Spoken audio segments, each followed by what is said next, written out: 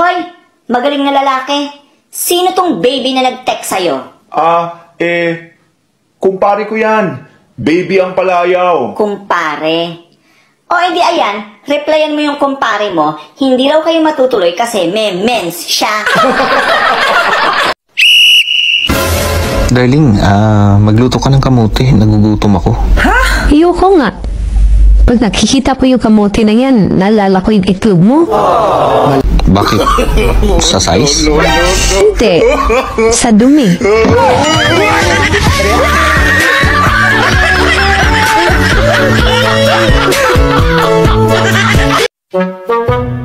O Inday, saan ka pupunta? Hindi na mag-work relasyon natin, Badong. Iiwan na kita. Hindi ko kaya, Inday.